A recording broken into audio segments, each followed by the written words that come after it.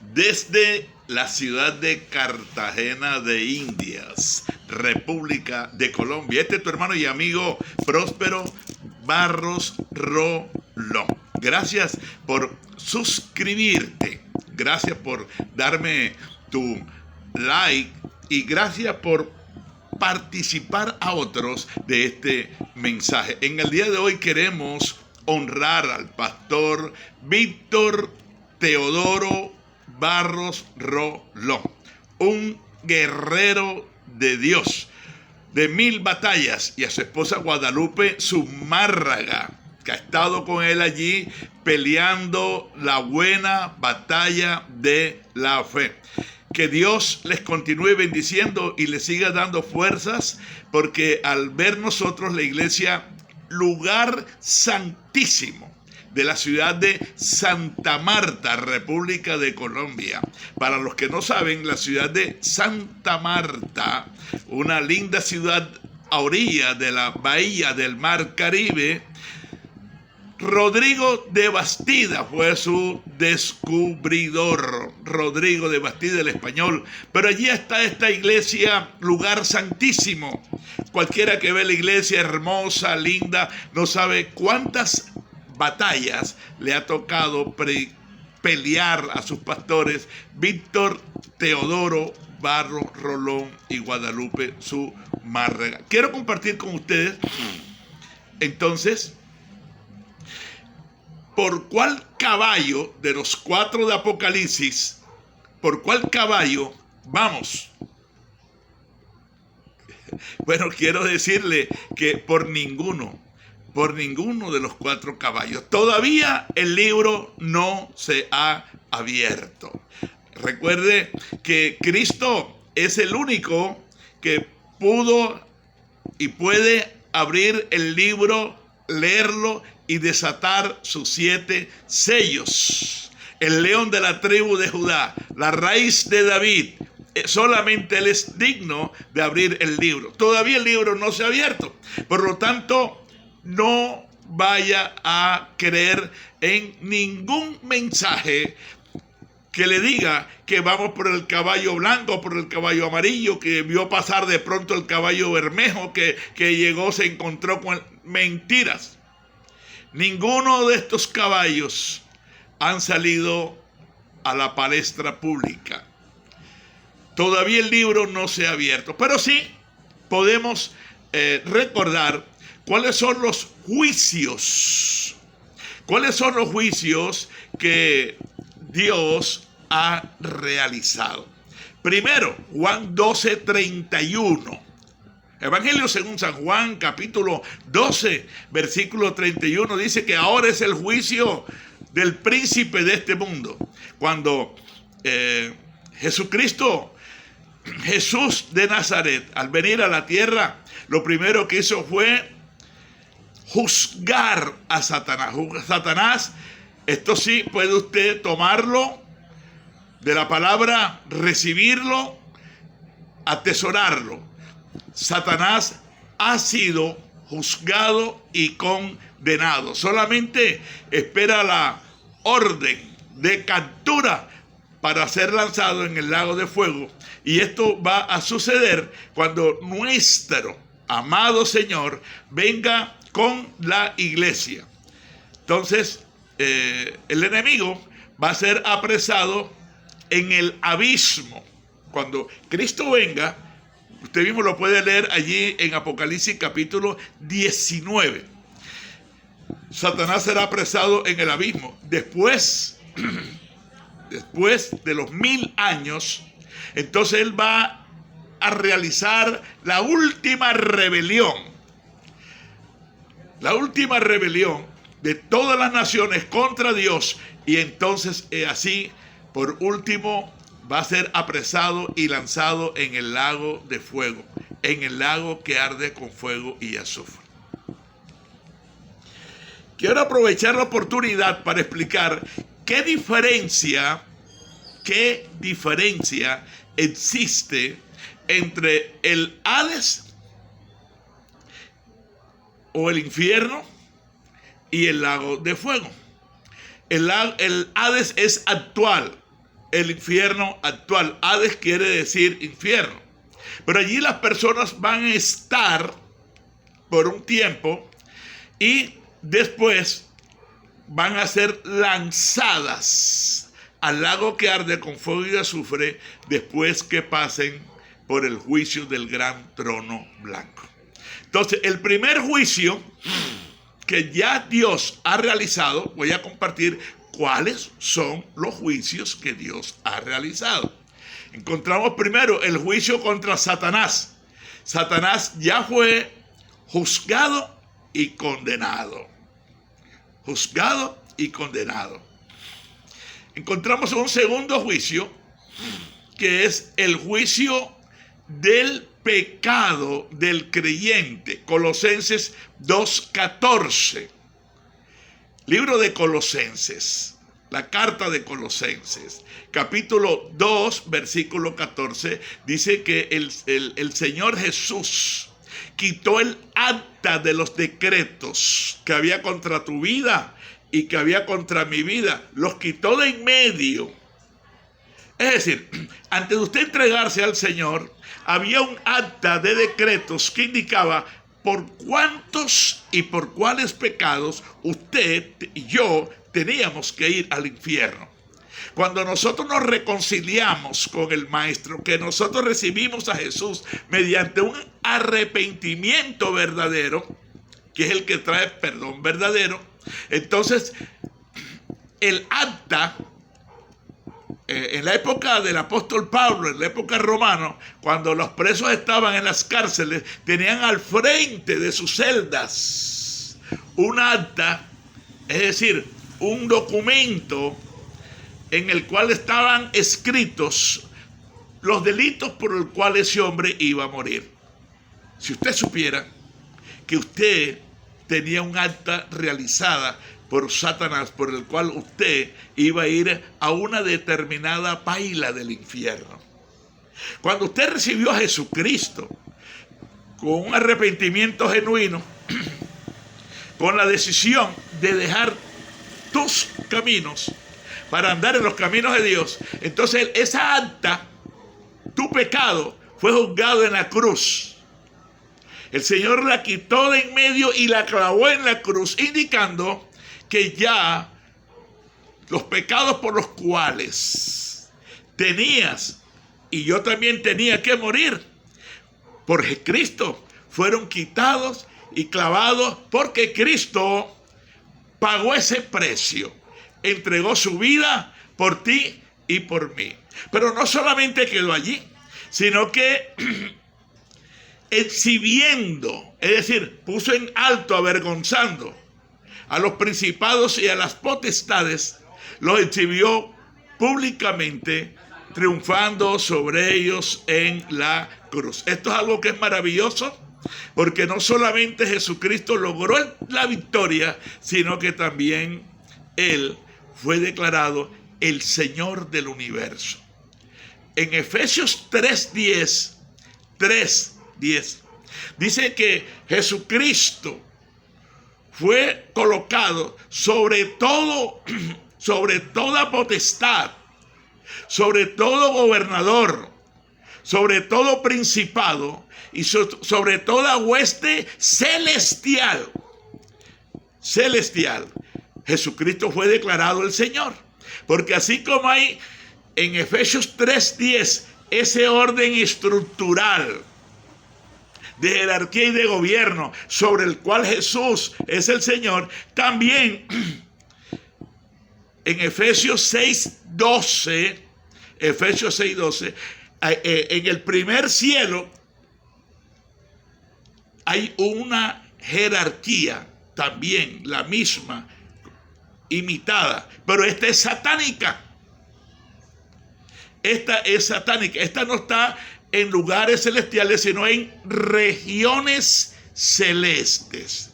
La que está en el primer cielo es regiones celestes. Pero Jesucristo fue declarado el Señor del universo. Jesucristo es el Señor y no existe un nombre de cualquier demonio, de cualquier ser vivo en los cielos y en la tierra que no esté bajo la autoridad del nombre todopoderoso de Jesucristo. Por eso dice Filipenses capítulo 2, que Dios le dio a Cristo un nombre que es sobre todo nombre, para que en el nombre de Jesucristo se doble toda rodilla de los que están en los cielos, en la tierra y debajo de la tierra, y toda lengua confiese que Jesucristo es el Señor, para la gloria del Eterno, para la gloria de Dios, para la gloria de Cristo.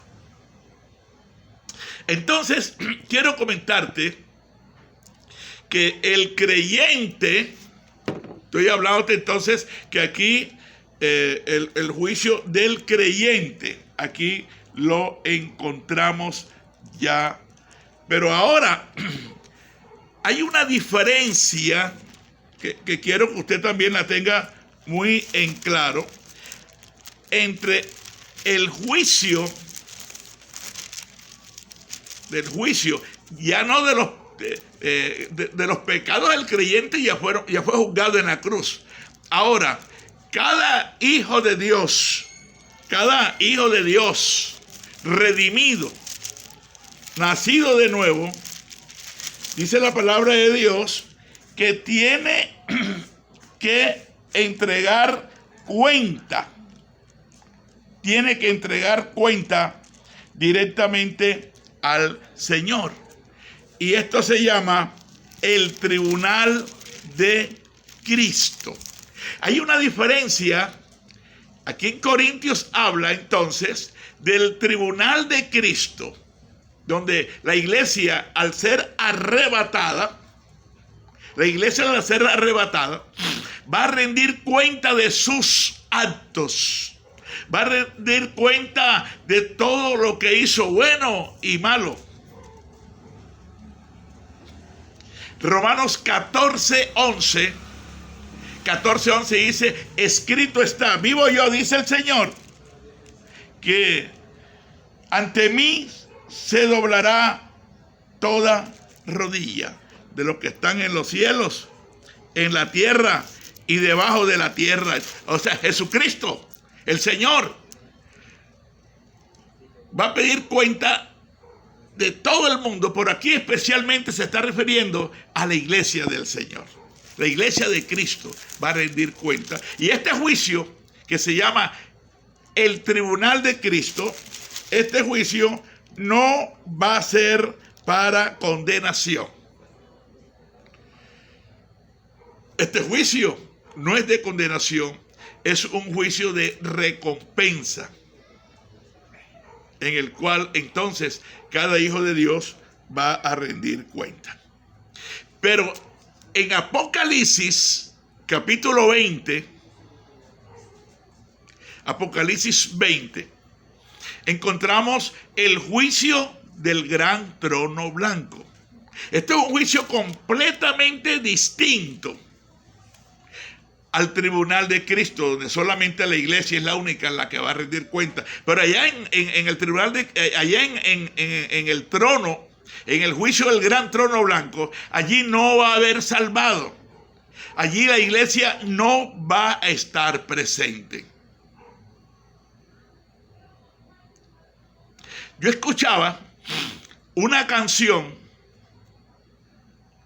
que ha sonado mucho, donde la hermanita, si se le puede decir hermana, le decía a Satanás: nos vemos en el juicio. No sé si usted habrá escuchado esa canción, donde la cantante le dice a Satanás: nos vemos en el juicio. Satanás no va a estar presente en ninguno de los juicios que la palabra de Dios habla, ni de la iglesia, que es el tribunal de Cristo, ni tampoco de la humanidad. No dice en la Biblia que Satanás va a estar presente. No lo enseña. No lo enseña. Entonces, fíjese que es importante que usted no cometa el error, entonces, de decir que todo el mundo, todo ser humano, va a doblar la rodilla en el juicio del gran trono blanco. No, señor. Los hijos de Dios, Los redimidos del Cordero no estarán en el juicio del gran trono blanco. La palabra de Dios entonces habla en 1 Corintios capítulo 6, versículo 2, que la iglesia sí va a juzgar a los demonios. Mire cómo dice: ¿o no sabía que los santos han de juzgar al mundo? Y si el mundo ha de ser juzgado por ustedes, ¿son indignos de juzgar cosas muy pequeñas? ¿O no saben que hemos de juzgar a los ángeles? No van a ser a los ángeles que están en santidad. Se está refiriendo a los ángeles caídos. ¿Cuánto más las cosas de esta vida? Esta es una enseñanza sobre los juicios que Dios ha realizado y algunos juicios que se van a realizar. Juicios que Dios ha realizado y juicios que se van a realizar. En 1 de Pedro, capítulo 4, versículo 18, dice: y si el justo con dificultad se salva. 1 de Pedro 4, 18. Esto es algo que nosotros debemos de tenerlo muy en cuenta.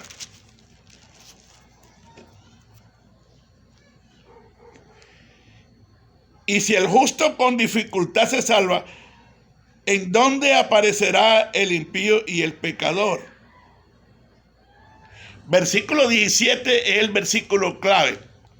Porque es tiempo de que el juicio comience por la casa de Dios. Y si primero comienza por nosotros, ¿cuál será el fin de aquellos que no obedecen el evangelio de Dios? Hay un juicio que se está realizando mientras que el creyente, el Hijo de Dios, está vivo. Toda su actitud, todo lo que siembra, todo lo que habla, todo lo que hace, va siendo escrito y Dios lo va juzgando. Dios lo va juzgando. Todo lo que usted hace está escrito.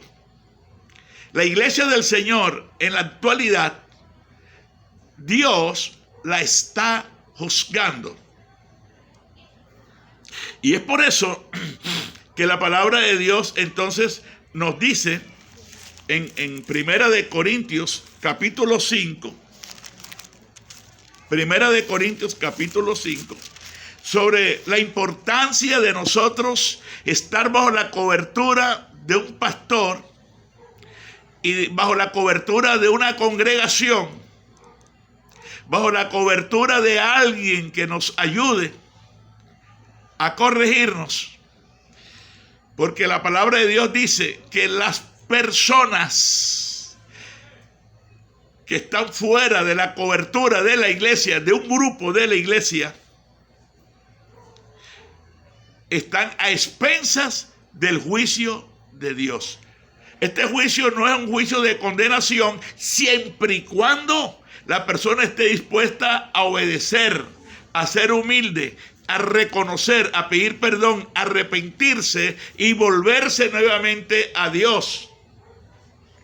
1 Corintios dice: porque qué razón tendría yo para juzgar a los que están fuera. No juzgan ustedes los que están dentro, porque a los que están fuera Dios juzgará. Quiten pues ese perverso de entre ustedes. Se está refiriendo versículos anteriores a cristianos. Dice: más bien les escribí que no se junten con ninguno que llamándose hermano fuere fornicario. ¿Qué es el fornicario? No es lo que la iglesia evangélica cree que es fornicario. El fornicario es la persona que tiene acto sexual, carnal, con una prostituta o con un prostituto, es decir, que no tiene ningún tipo de compromiso. La palabra fornicario se escribe porneo porno, se pronuncia porno y viene de inmoralidad sexual. Es la mujer que tiene un hombre y ese hombre se acuesta con la una y con la otra y la otra y la otra. Esa mujer no tiene realmente un compromiso con ese hombre. Lo que está es fornicando. De igual manera el hombre que tiene la mujer y la mujer se acuesta con la una, se acuesta con el uno, se acuesta con el otro, se acuesta con el otro. Esa mujer es una prostituta. Tiene inmoralidad sexual. Se escribe porneo, se pronuncia porno y allí viene la palabra fornicación. Entonces, ¿qué sucede? Que hasta el momento estamos ahora mirando cuáles son los juicios que Dios ha realizado. Y concluimos que el Señor juzgó a Satanás, que el Señor juzgó el pecado tuyo para ser perdonado en la cruz, que el Señor que está juzgando a la iglesia en la actualidad. Por eso dice, porque es necesario de que el juicio comience por la casa de Dios. No se está refiriendo a un juicio futuro, un juicio presente. Por eso algunos cristianos pasamos por momentos tan difíciles, porque hay conmigo cristianos que somos demasiado de embusteros. Hay conmigo cristianos que somos demasiado de avaros. Podemos tener los bolsillos llenos de dinero y siempre estamos diciendo, esto está difícil, esto está malo. Tengo una grande necesidad. Hay cristianos que tenemos una lengua para condenar, juzgar, señalar, el dedo señalador. Entonces, cualquier cantidad de cosas. Entonces Dios tiene que juzgar ya el pecado realizado cotidianamente para podernos purificar, porque la palabra de Dios dice que si se nos deja sin disciplina, entonces somos bastardos y no hijos. Y cuando una persona definitivamente desconoce que él dice que va para el cielo, o dice ella que va para el cielo, pero ella desconoce la autoridad de la iglesia, al desconocer la autoridad de la iglesia, dice Mateo capítulo 18, versículo, Mateo capítulo 18, versículo 18. Estamos observando, dice que si alguno no oye a la iglesia, tenle por gentil y publicano. Cuando dice que lo tengamos por gentil y publicano, la palabra de Dios entonces enseña que cuando la persona no reconoce la autoridad de la iglesia. Tremendo esto. Cuando la persona no reconoce la autoridad, dice el Señor, no lo tengas como cristiano. Entonces, una persona puede ser evangélica, adventista, testigo de Jehová, mormón, pero lo que lo certifica es que camine dentro de los principios establecidos por Dios. Eso es lo que lo certifica, que la persona camine dentro del marco de estos principios. Porque lo primero que hace Dios cuando va a salvar a una persona es llamarla y ubicarla dentro de una congregación. Dice Hechos 2:47. Se alabando y teniendo favor con todo el pueblo. Y el Señor añadía a la iglesia cada día. Añadía a la iglesia cada día los que habían de ser salvos. Es decir, nadie va a ser salvo fuera de la estructura establecida por Dios. La persona puede decir que va para el cielo. El cura puede decir que él saca esa alma de pena y la lleva a descansar. Pero la Biblia explica, enseña que si alguien no está en el camino del Señor, no podrá llegar al fin de ese camino que se llama Jesucristo. Amado, hoy entonces hemos dejado bastante claro de que el juicio del gran trono blanco, la iglesia no va a estar. Los hijos de Dios no vamos a estar. Y quizás alguien diga, hermano, y si no vamos a estar, ¿por qué Dios busca el nombre de las personas? Busca el nombre de las personas en el libro de la vida. ¿Por qué lo hace? El Señor busca el nombre de las personas porque dice, y el que no se halló inscrito en el libro de la vida fue lanzado en el lago que arde con fuego y azufre. ¿Por qué el Señor busca el nombre? Porque millones de personas un día tuvieron el nombre escrito allí, incluso durante años. Pero Satanás le ganó la partida. Satanás logró engañarlos. Porque ellos, muchos llenos de mucha Biblia, no aceptaban ya ningún consejo de ningún pastor, ni ningún predicador, ni de nadie, porque ellos se consideraban sabelotodo, más que Dios. Y rechazaban el consejo divino, y la muerte los sorprendió, y ellos murieron como impíos, como dice Ezequiel 33. Qué lindo sería que usted anote los pasajes bíblicos. Ezequiel 33.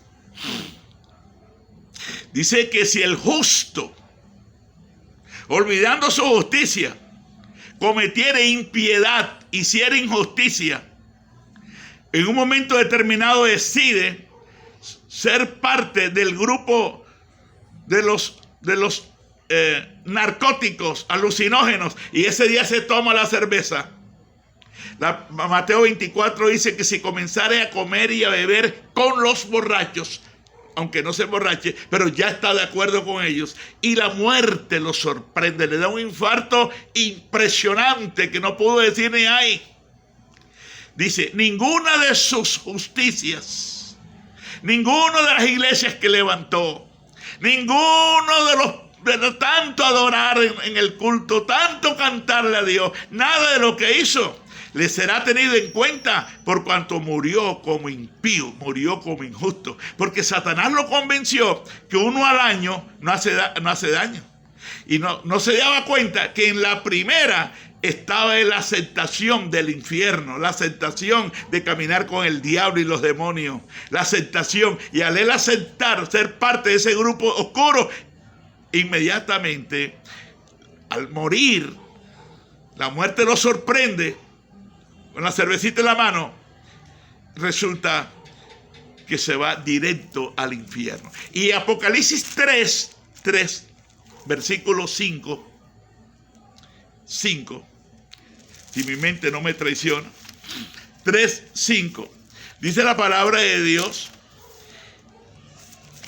que el que venciere será vestido de vestiduras blancas. Dice, el que venciere será vestido, y no borraré su nombre del libro de la vida, y confesaré su nombre delante de mi Padre y delante de sus ángeles. Pero resulta que la persona muere precisamente el día en que él decide creer que Dios no lo está oyendo, que Dios se olvidó de él, que le ha perdido su tiempo, entonces él apostata. Y como la muerte nos sorprenda, en este momento de apostasía se perdió. Entonces este hombre sí va a comparecer en el juicio del gran trono blanco. Es porque ya él murió como impío. Y va a ser juzgado y va para el lago de fuego. Entonces, ¿qué diferencia hay entre el Hades de primera de Pedro, que dice la palabra de Dios, que es el mismo infierno? Que es el mismo infierno. Dice la palabra de Dios, entonces, no es primera de Pedro, segunda de Pedro 2:4. Segunda de Pedro 2:4 dice, porque si no perdonó a los ángeles que pecaron, sino que arrojándolos al infierno. Hay gente que dice que el infierno no existe, que eso todavía no es ahora. No, sí existe el infierno. Y es el mismo Hades. Y un día el Hades, si usted lee Apocalipsis 20, dice que él va a entregar. ¿Qué es lo que va a entregar? Los millones de personas que están allí. Va a ser juzgada en el juicio del gran trono blanco. Y entonces sí, ser lanzadas al lago que arde con fuego y azufre. Que este sí es verdad que en el momento todavía no está activo. Nadie lo ha estrenado. Quien lo va a estrenar es el falso profeta y el anticristo. Ellos van a estrenar el lago que arde con fuego y azufre, según Apocalipsis capítulo 19. Apocalipsis 19 dice que el lago, el falso profeta y el anticristo, ellos van a ser lanzados en el lago que arde con fuego y azufre. Apocalipsis capítulo 20, 19 y 20, estos dos capítulos son muy importantes, porque nos hablan